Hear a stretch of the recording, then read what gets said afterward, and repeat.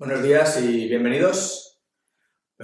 Hoy mi familia y yo acabamos de llegar de donar sangre. Es un pequeño gesto positivo que creo que en estos momentos tan complicados pues nos da que pensar en algo bueno y en algo útil para las demás personas y estamos contentos de haber podido hacer esta pequeña contribución. Este es nuestro segundo culto virtual y quiero aprovechar para compartiros las noticias que tenemos de toda la congregación.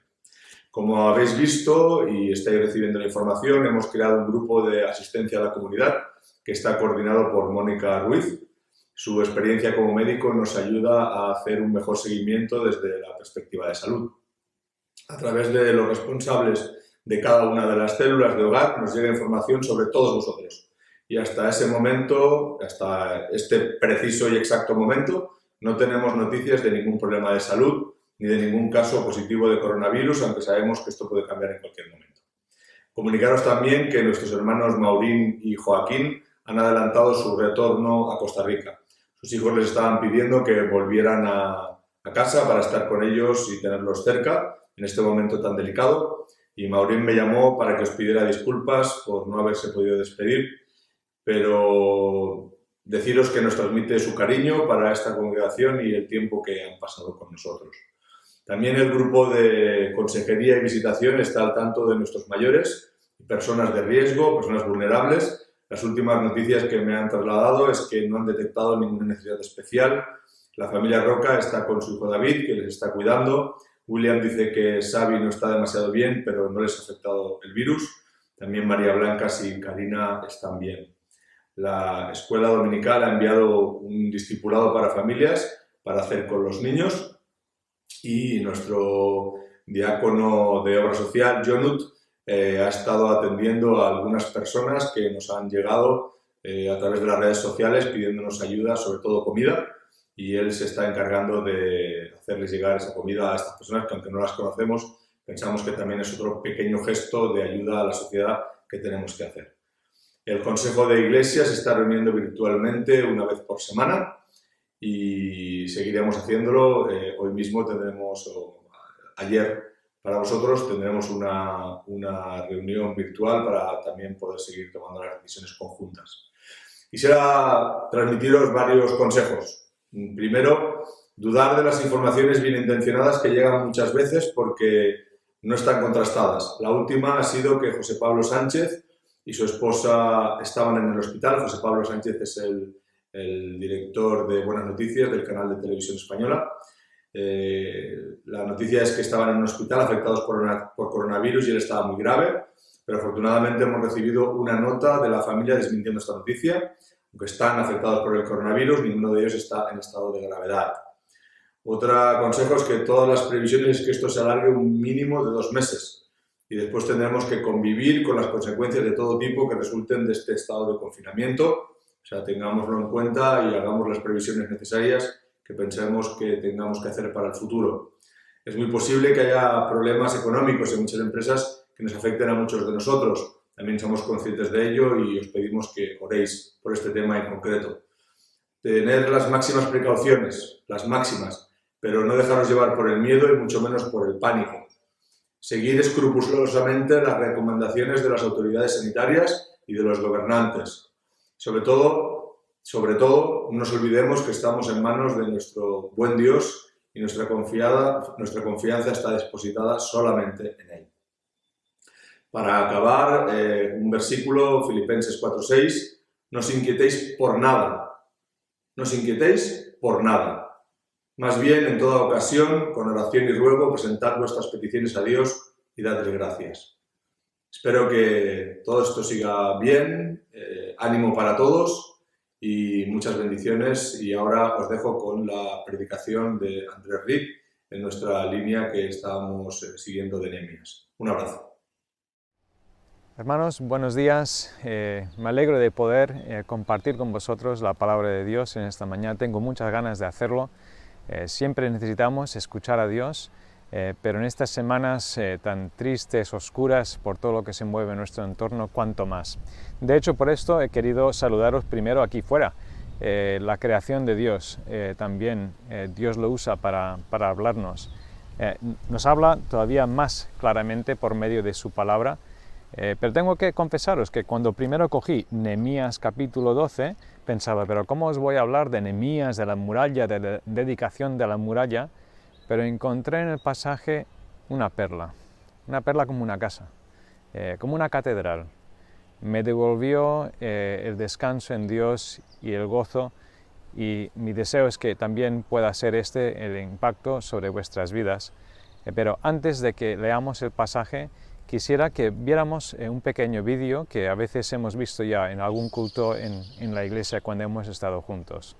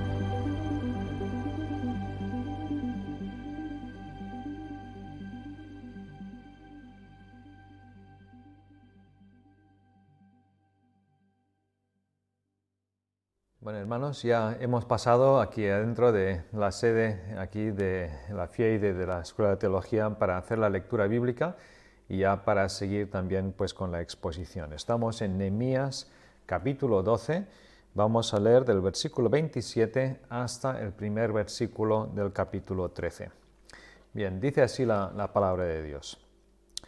Para la dedicación de la muralla de Jerusalén, buscaron a los levitas de todos sus lugares a fin de traerlos a Jerusalén para celebrar la dedicación y la fiesta con alabanzas y cánticos, con címbalos, liras y arpas.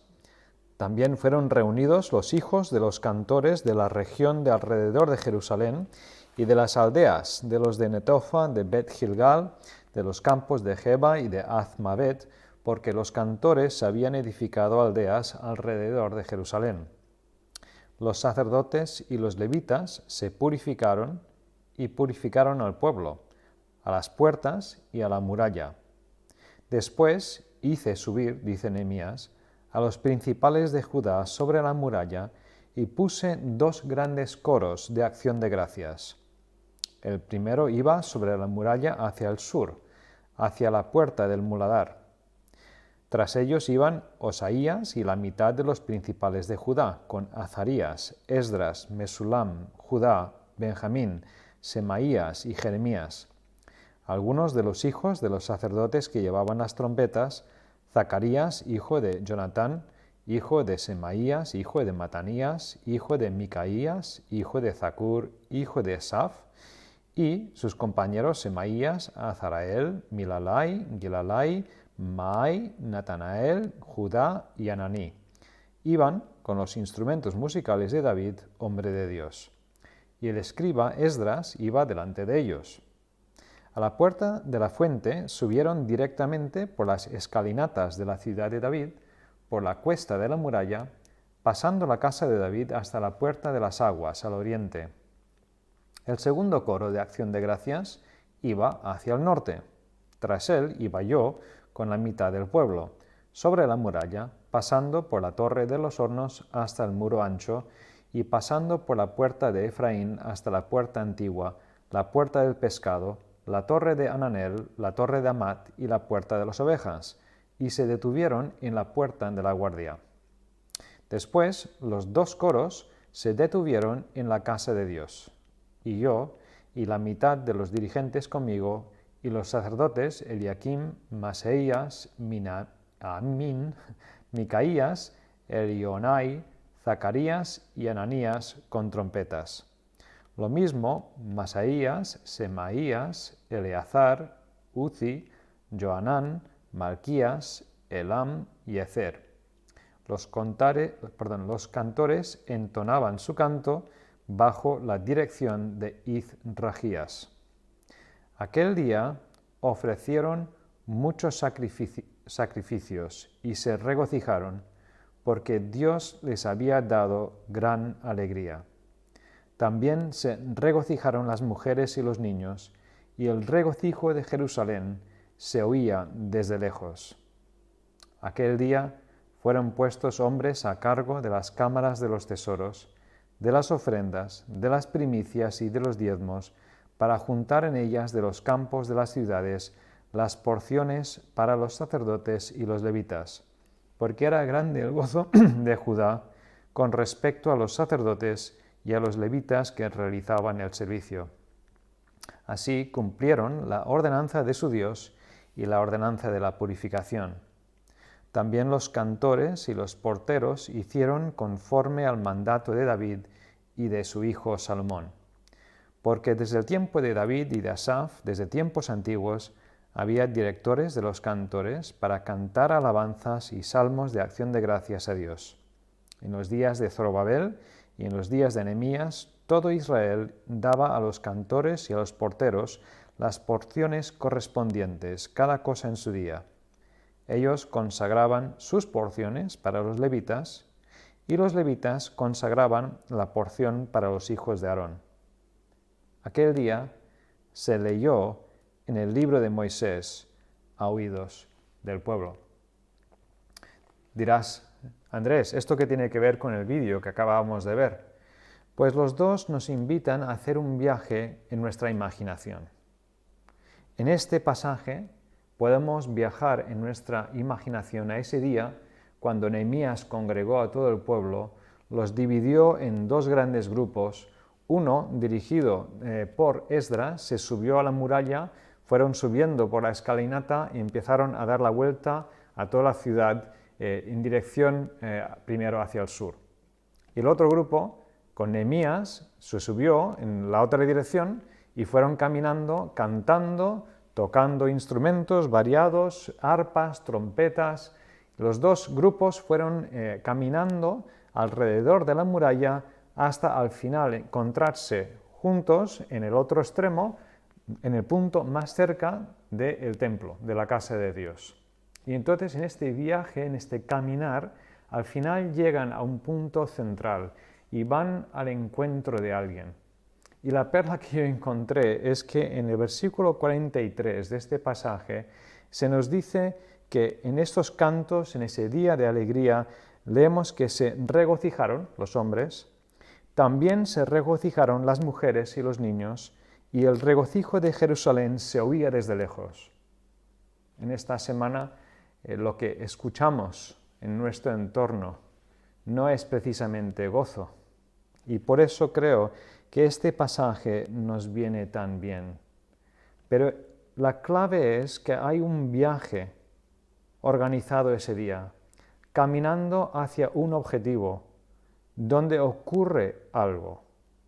Algo ocurre cuando se encuentran estos dos grupos con los coros en la casa de Dios. Todavía no hemos encontrado, no hemos desvelado la perla, pero ya tenemos pistas para ir caminando en esa dirección de encontrarnos con algo, con alguien que va a liberar en nuestros corazones el gozo. Los primeros versículos nos describen realmente lo que estaban haciendo. Del 27 al 31 nos dicen que alababan, o sea que le decían a Dios lo grande que Él es. Leemos en el 31 que los coros dan acción de gracias, o sea, ellos van diciéndole gracias Dios por lo que tú has hecho. Además dice que dedican la muralla, o sea, que se lo regalan a Dios, por decirlo de alguna manera, le dicen esto es tuyo, pero ahora detengámonos. Todo esto es un poco raro. Gracias a Dios, ¿por qué? ¿Cuántos ladrillos ha puesto Dios de esta muralla? ¿Cuántos kilos de escombros había quitado? ¿Cuántas horas había sudado al sol mientras se hacía esa obra? Alabarle a Dios. ¿Por qué? Los que habían logrado esta hazaña de levantar ese muro en solamente 52 días, ¿quiénes habían sido? ¿Quiénes habían dejado para la historia este logro? ¿No habían sido ellos? Y regalárselo a Dios. O sea, ¿esta muralla de qué le sirve a Dios? Planteado así, todo eso es muy raro. Pero no, Nehemías, él organiza este día para dedicarlo a Dios, un día para darle gracias a Dios, un día para alabar la grandeza de Dios y proclamarlo a los cuatro vientos para que se escuche con trompetas a lo lejos cuán grande es Dios. ¿Por qué? Bueno, ya nos lo encontramos anteriormente en este libro, en el capítulo 6, versículo 16, cuando terminan la obra, dice que los enemigos se dieron cuenta que esta obra había sido llevado a cabo por nuestro Dios. Por sus manos, sí, ellos habían puesto los ladrillos, ellos habían sacado los escombros, pero Dios había estado con ellos y Dios estaba actuando por medio de ellos. Pero aún no hemos desvelado la perla del pasaje. En el versículo que se encuentra en el centro de todo, en el versículo 43, Dios aparece en escena por primera vez en el libro. De hecho, es el único versículo de todo el libro de Nehemías donde se dice que Dios hace algo. Evidentemente, la providencia de Dios, la acción de Dios está detrás de las escenas continuamente. Se le nombra mucho a Dios. Incluso se habla con Dios. Hay oraciones en este libro, como ya hemos visto. Pero este versículo es el único versículo que dice que Dios directamente hace algo. ¿Qué es lo que hace Dios? Míralo. Si tienes la Biblia abierta, y debes tenerla abierta, ¿qué dice el versículo que hace Dios? Dice que ellos se gozaron porque Dios hizo algo. Dios les dio gran alegría y empieza la gran fiesta. O sea, Dios directamente les tocó en sus corazones porque habían acudido ante Él y Dios hace que brote de su corazón alegría y gozo. No era meramente el hecho de que se había acabado la muralla y que estaban festejándolo. Entonces, hoy, en nuestras casas, aunque no podamos salir de nuestras casas, este pasaje nos invita a hacer un recorrido similar. Por eso he puesto este título, Caminar hacia el gozo. Podemos usar nuestras imaginaciones, podemos subirnos a esa muralla, podemos acudir a Dios, podemos reconocerle, podemos darle gracias, sí, darle gracias, incluso en la situación actual. Podemos alabarle en la situación actual, podemos dedicarle todo lo que tenemos, todo lo que decimos que es nuestro. todo lo que decimos que nosotros hemos logrado. Solo podemos dedicar, y si hacemos esto, podemos esperar que Él toque nuestros corazones y nos llene de gozo. Ahora, esto la sociedad, el mundo no lo entiende. Tiene una serie de problemas que les impiden disfrutar el gozo.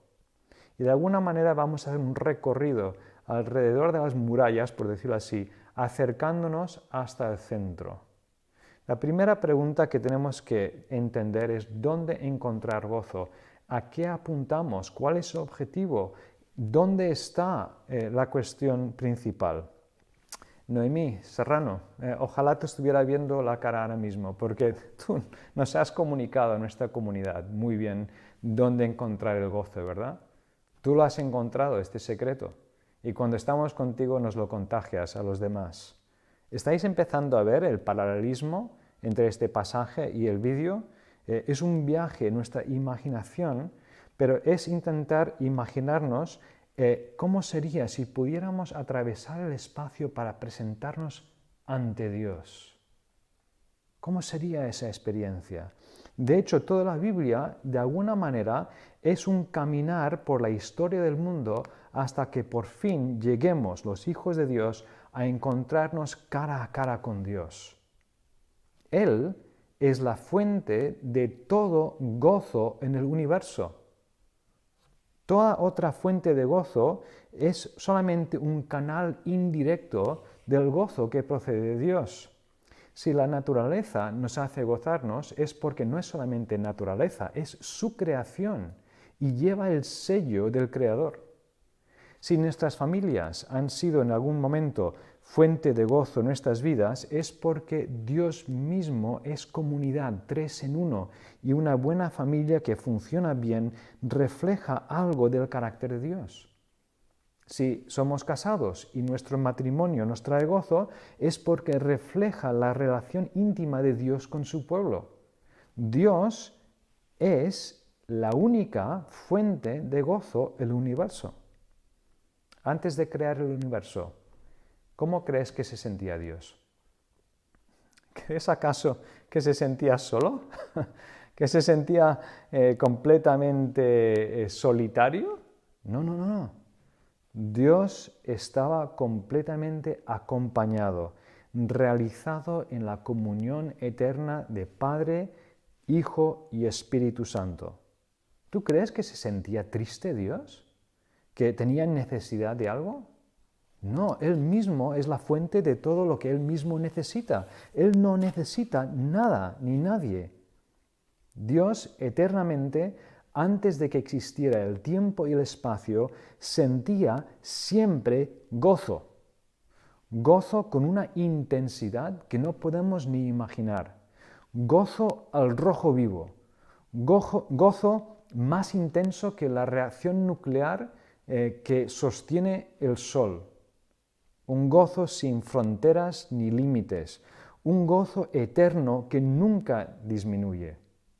Y esto es lo que tu alma y tu corazón siempre han deseado sentir, porque Dios nos ha creado para ello. Ya lo dijo hace siglos San Agustín, nuestros corazones están intranquilos hasta que descansen en ti. Dios no te necesitaba, pero Dios te creó porque Él deseaba que tú pudieras existir para compartir su gozo. Dios es el oxígeno del ser humano, es el combustible del ser humano, es la fuente de vida del ser humano. Cada aliento Él te la da. Cada pensamiento Él permite que tu cerebro la formule. Cada segundo de alegría limpia que tú hayas sentido jamás en tu vida vino de Él. Y ojo, no es solo que Él hace brotar gozo, un sentimiento humano en el corazón humano. Eso es verdad. Pero de lo que estamos hablando es mucho más que eso.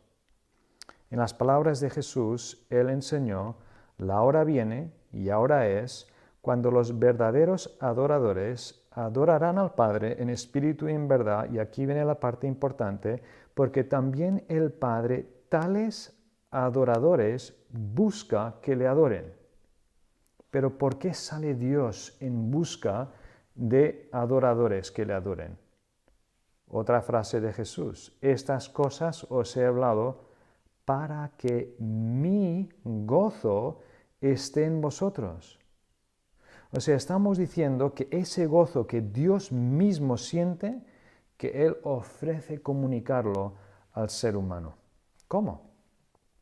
Bueno, uno de los medios que usa Dios es la alabanza. Decirle a Dios cuán grande es.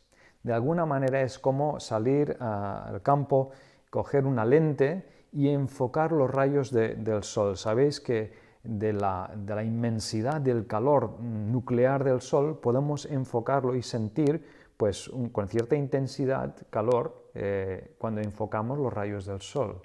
Y de alguna manera cuando giramos o como fuéramos nosotros un espejo, en alguna pequeña medida, cuando nos enfocamos a la grandeza de Dios, empieza a arder en nuestro corazón el gozo. A C.S. Lewis, autor de Narnia y muchos otros libros, le parecía raro el que la Biblia nos inste tantas veces a alabarle a Dios, hasta que él descubrió la función de la alabanza. Y estas frases él las escribió en una introducción a un libro sobre los Salmos. Todo disfrute espontáneamente rebosa en alabanza. El mundo gira en torno a la alabanza. Los enamorados alaban a sus parejas, los lectores alaban a su poeta favorito, los caminantes alaban al paisaje, los jugadores alaban su deporte favorito, se alaba el clima, los vinos, la comida, los actores, los caballos, las escuelas, los paisajes, personajes históricos, los niños, las flores, las montañas e incluso escarabajos extraños. Los hombres alaban de forma espontánea cualquier cosa que valoran, y también nos instan de forma espontánea a que nos unamos a ellos en alabanza. Nos dicen, ¿no es encantador? ¿No fue glorioso? ¿No crees que es magnífico? O los que nos gusta el fútbol diríamos, ¡vaya golazo! ¿No? Y aquí viene la frase clave. La alabanza no solamente expresa, sino que completa el gozo. Es su consumación total. Cuando los enamorados se dicen uno a otro lo hermosos que son, no se trata solo de dar cumplidos, el gozo no es completo hasta que se expresa. Y por eso Dios te invita a alabarle, para que tú puedas sentir algo del gozo que Él siempre siente. Segunda pregunta, ¿qué partes de nuestras vidas están involucradas en la búsqueda? Porque podríamos, de lo dicho hasta aquí, sacar la conclusión errónea, entonces solamente estamos hablando de cantar canciones un domingo. No. Estamos hablando de una búsqueda que involucra toda nuestra vida. Involucra incluso donde vivimos. Porque al comienzo del pasaje, los versículos 27 y 29, se habla de que tenían que reunir a la gente de diversos sitios, diversos pueblos.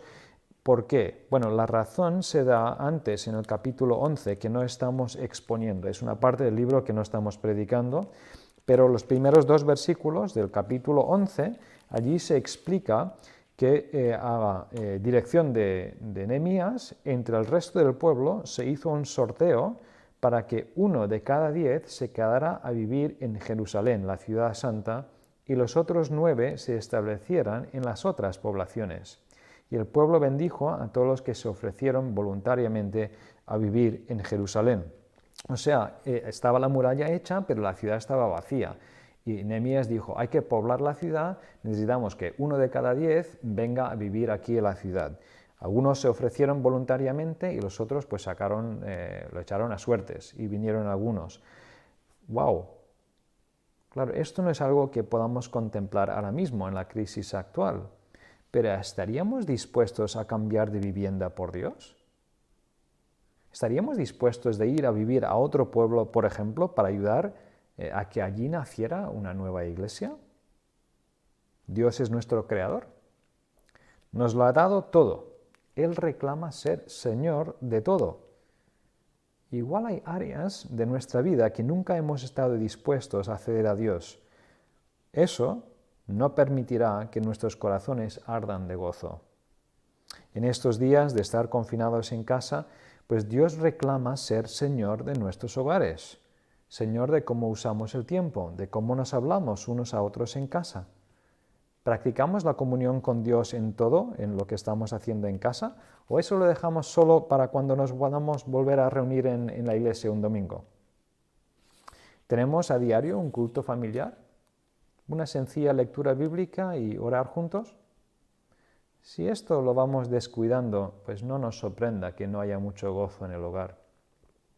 Al final del pasaje se vuelve a otro tema práctico, nuestras finanzas. La Biblia no entiende el concepto de una espiritualidad que no sea práctica. Toca toda nuestra vida y la llena toda de gozo si estamos dispuestos a ello. En ese caso concreto leemos que aquel día se nombró a los encargados de los depósitos donde se iban a almacenar las ofrendas, las primicias y los diezmos. Venían de los campos de cada población y según la ley les correspondía pues, a los sacerdotes y los levitas. Y se nos dice que en la época de Zorobabel, la generación anterior, y de Nehemías, todos los días los israelitas iban entregando las ofrendas para los levitas. Y además los levitas a su vez entregaban a los hijos de Aarón, o sea, a los sacerdotes, lo que a ellos les correspondía. Notemos que los pastores y misioneros no nos escapamos. No estamos exentos de diezmar como todos los demás. Los levitas eran sostenidos por los diezmos de los que tenían otros empleos. Pero los levitas, de esos diezmos que ellos recibían, tenían que volver a diezmar para sostener a los sacerdotes, los hijos de Aarón. Disculpadme que beba un poco. Dios reclama ser Señor de toda nuestra vida, de nuestros proyectos, como esa muralla que habían hecho, Señor de nuestros hogares y Señor de nuestras finanzas. Y fijaros, vale la pena, porque en el versículo 44, ¿qué sintieron al ofrendar y diezmar? Dice que sintieron gozo. ¿Os acordáis que Jesús habló de un hombre comerciante de perlas que un día en su trabajo topa con una perla de gran valor? Y tanta que el hombre hace una locura. Él va corriendo, vende su casa, vende todo lo que tiene para poderla obtener esta perla de gran precio. Esa perla está en este pasaje. Esa perla es Dios mismo. Una manera de descubrir nuestros dioses, sean el Dios vivo y verdadero, el Dios de la Biblia, o cualquier cosa o persona que ocupe el lugar que debería ser el suyo, es hacernos preguntas. Preguntas como estas. ¿Qué es lo que más alegría me da en la vida? Porque la Biblia nos dice que nos contentamos con demasiado poco, con alegrías ligeras, superficiales y pasajeras, cuando Dios nos ofrece oro puro, gozo sólido, profundo y eterno. Otra pregunta sería, ¿qué es lo que más temo? Para un creyente lo peor que nos puede pasar no es morirnos del coronavirus. Si la Biblia tiene razón, morirme es pasar directamente a la presencia de Dios, encontrarme con aquel que me ha amado desde antes de crear el mundo, de por fin verle a Cristo cara a cara. Y la Biblia me dice que viene un nuevo universo donde no hay muerte, donde no hay virus, no hay tristeza ni temor. Tengo la evidencia de esto en la resurrección física de Jesús de los muertos. No, lo peor que me puede ocurrir no es morirme de coronavirus. Lo peor que me puede ocurrir es deshonrar a mi Dios. Él es digno de que brille en mi corazón un aprecio de Él, un disfrute de Él en toda circunstancia. Si al pensar en la muerte tienes temor, acude a Cristo. Si es necesario, arregla cuentas con Dios, porque Él te puede dar la seguridad de una vida futura mucho mejor que esta. Pero ya vamos aclarando cuál es nuestra mayor dificultad para experimentar el gozo con Dios. Porque diremos, hombre, con todo lo que está ocurriendo, con el coronavirus, ¿quién podría tener gozo y esperanza en estas circunstancias? Pero esa no es nuestra mayor dificultad. No hace mucho que Dios se llevó a nuestro hermano Felipe. Él experimentó este gozo del que estamos hablando hasta el final y lo vivió en circunstancias muy difíciles. Hace unos años nuestra hermana Nuria, que también está con el Señor, también brilló con gozo en su última enfermedad. No es la enfermedad, no es el coronavirus, no es cualquier circunstancia de tu trabajo o cómo te tratan tus amigos. No son esas cosas las que te impiden brillar con gozo. Fijaros, versículo 30. Antes de subirse al muro, se tuvieron que purificar. Qué llamativo. Tienen que purificar la muralla también. Porque todo lo que tocamos en la vida lo vamos contaminando de nuestras actitudes malas, de nuestro pecado, de nuestra rebelión, de nuestra falta de fe en el Señor. Incluso dice que los sacerdotes y los levitas se tenían que descontaminar, porque ellos eran hombres imperfectos también. ¿Cómo se purificaban? ¿Cómo se descontaminaban? Pues sobre todo en base al sistema de sacrificios de animales, de holocaustos. Se menciona concretamente en el versículo 43. Claro, todo esto eran solo representaciones de la realidad. La purificación física hablaba de la purificación espiritual. Los sacrificios de los animales representaban el gran sacrificio que iba a ser necesario para nuestra descontaminación. Tú y yo pensamos que podemos entrar en la presencia de Dios de cualquier manera. Decirle, oye tío, he venido a acompañarte. Si te prometo, como muchas veces decimos en alguno de nuestros cantos, te alabaré siempre. ¿Ahora te sientes mejor, Dios? Que Dios tenga misericordia de nosotros. En la visión de Isaías, en el capítulo 6, que vimos en nuestro retiro de iglesia, ¿os acordáis? Él vio serafines, significa seres ardientes, tan puros como una llama. Rodeaban al trono de Dios. Volaban con 6 alas, pero con 2 de ellas se tapaban el rostro. Esos seres completamente puros no pueden mirar a Dios. ¿Entiendes? Que si Dios de repente te dejara verle, si Dios de repente abriera las puertas del cielo sin que tú y yo hubiésemos sido purificados, seríamos fulminados al instante. Moriríamos al instante y eternamente.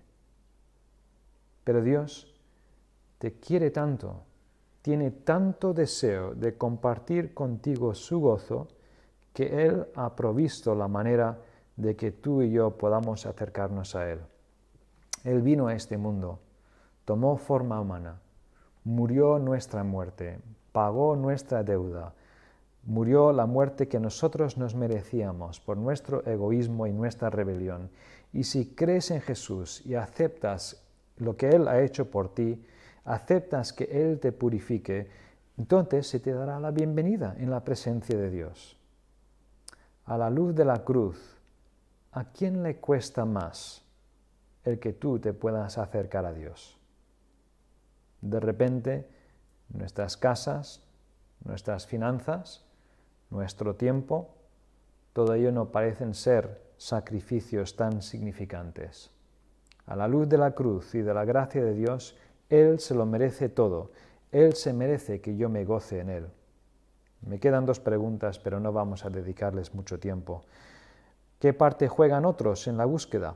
¿Por qué monta todo este tinglado Nehemías? Es la misma pregunta realmente que cuando nos preguntamos por qué manda Dios que nos congreguemos, que nos reunamos como iglesia.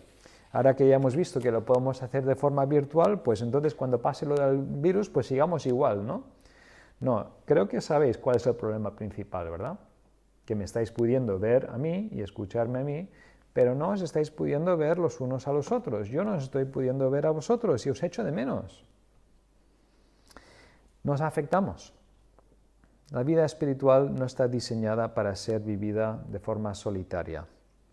Pero esto enseguida nos hace plantearnos qué efecto estamos teniendo unos sobre otros. ¿Tú eres de los que arrastras para abajo desánimo, duda, descontentamiento? ¿O tú eres de los que contagias a otros, pues, fe, esperanza y gozo? ¿Tú ayudas a subir o tú arrastras para abajo? Podríamos también aprender bastante de este pasaje en cuanto a la involucración de todos en la adoración pública de Dios, porque en el pasaje se ven a la vez de parte de algunos mucha preparación previa y por parte de todos participación. O sea, todos se subieron a la muralla, todos dieron la vuelta, todos cantaron, todos se alegraron. En los cultos entonces debemos estar participando todos continuamente. Cuando uno ora, estar todos orando en silencio y decir amén cuando estamos muy de acuerdo. Intentemos siempre cantar todos, Dios se lo merece. Cuando uno predica, escuchar a los demás evaluando si esto viene de la palabra de Dios y orar sobre cómo aplicarlo a mi propia vida. Pero también necesitamos que cada domingo algunos se preparen de antemano, con cuidado. 2 coros con arpas y trompetas no se organizan en el momento. Y imaginaros el momento que lleguen al templo y van a sacrificar los animales y se miran unos a otros y dicen, ¡ay, pero yo pensaba que tú traías el cuchillo!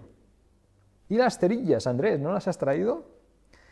Esto no ocurrió espontáneamente. Todo lo que hicieron ese día estuvo muy cuidadosamente preparado de antemano.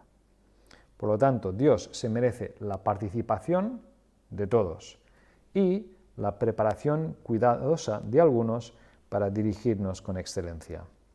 Y por último, ¿a quién escuchamos? Se menciona la palabra de Dios de 2 maneras en este pasaje, en los versículos 44 al final. Nehemías no se sacó de la manga lo que hizo ese día.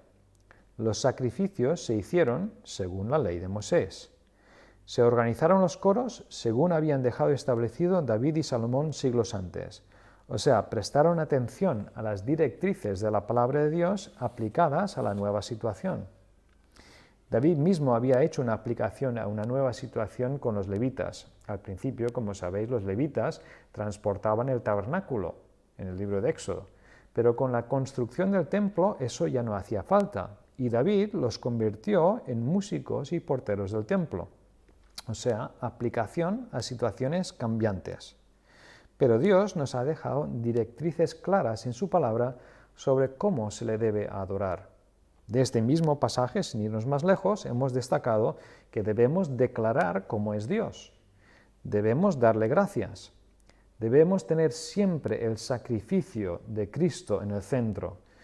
Debemos participar todos, y algunos deben prepararse cuidadosamente de antemano.